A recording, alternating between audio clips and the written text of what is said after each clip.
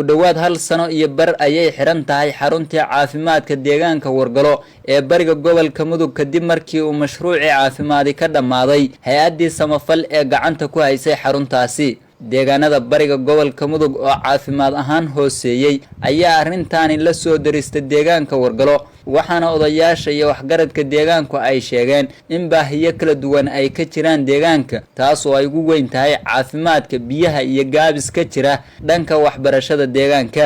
dadka xanuunsan iyo hooyooyinka ay la soo gudboonaadaan xaaladaha gaarka ah ayaa caafimaad ahaan loogu qaadaa gaalkacyo Wargalo u jirta in ka badan 60 kiiloomitir waxaan ka hadlaynaa Wargalo isbitaal bay lahaan jirdhay isbitaalkii ay lahaan jirdhay hay'ad baa fangaray jirtay hay'adii way ka guurtay aad baa meeshaas dhibaato culus uga soo gaartay deegaanka ayadoo hadii alla idmo ama dadkii jirhanaa ama bahalkii la oran jiray haweenka umulhayay dadkii jaba dadka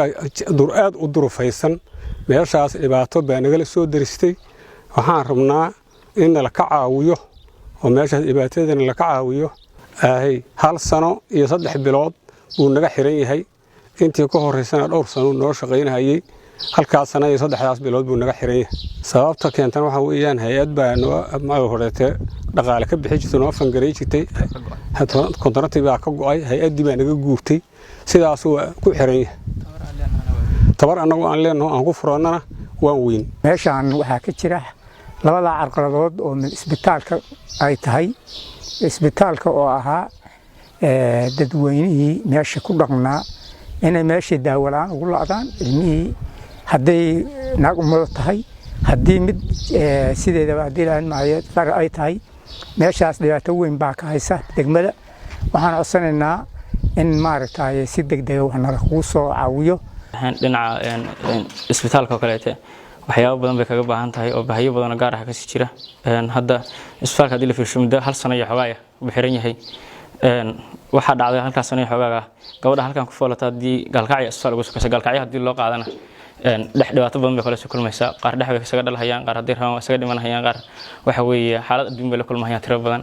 deegaanka oo biyaha ka heli jiray ceel riiga ayay odayaasha deegaanku sheegeen in cilad haysata awgeed uusan kaafin karin deegaanka iyadoo lagu guda jiro xilli roobaadka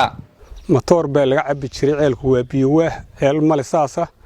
matoorkii laga cabi jiray asaguna sidoo kaleete oo hadii ilaahay maayo naga halaysan yahay waana u tan iyo tabar weynay inaan suubsano anagu waxaan rabnaa asagaasna in hadii ilaahay maayo kaalmana la kaga galo adduun weynaha ama se warbaahinta waxaan ku darsanaynaa in meeshaasna la ka caawiyo oo waxna la kaga qabto matoorkii bam waana u la'anahay hadii ilaahay maayo solar uu lahaa solarkii waa naga halaysan yahay waxaan doonaynaa in hadii ilaahay meeshaasna la ka kaalmeeyo la ka caawiyo intaas baan codsanaynaa solar baan ku cabi jirnay intii waayahan ahayd solarka dabkiisii baa xumaaday oo dhacay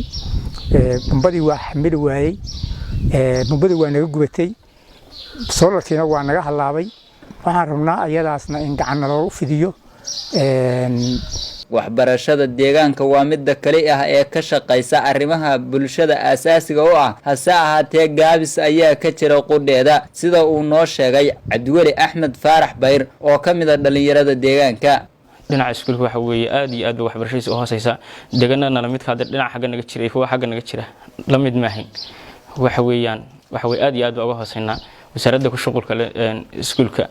waxbarashada waxaan aad iyo aad uga codsanaynaa inay naga soo caawiyaan dhinaca macallimiinta kaleete dhinaca hadii la koro manhajyada kaleete waxay ay ka dhigan tahay dadka deegaanka ayagoo hadii ay hogaan helaan ayagoo wax iska haleynayaan dadka deegaanka dhinaca wasaaradda xaggeeda ka farartaa dadka deegaanka hadii wixii hadii meesha haday leecsan tahay hadii wax weeye meesha leecsan qofkii haduu awalna waxa uu aqoon oo waxbarashadiisa ay haleysnayd oo meel ka gaarsiisanayn waxa imaanaysa inuu qofkii si fiican ugu sii dhiiran wixii ay saadaysa wasaaradda dhinaca ka soo marka dhinaca wasaaradda ilaa ardadaas 100 arday way dhamay inkastoo deegaanka si tabartiis iyo loola soconaya 100 arday way dhamay ardadaas wax ka qalin jabiyay hadda jaamacada dhigtay magaalka jaamacada ka dhigtay wax aragta jaamacada ka galay way jiraan ka qalin jabiyay laakiin marka waxbarashadiisa waa isku toosnay xilligii waxa weeye maamulka galmudug la miday ay ahayd waxbarashadiisa aad isku toosnay laakiin wixii ka dambeeyay sanadii ka dambeeyay maamulkii waxa weeye hadirtaan soo cusbanaanaya marka waxaan ka codsanaynaa in aad iyo aadna la kaga soo caawiyo Saadaq Saciid Nuur Galmudug TV gaalkacyo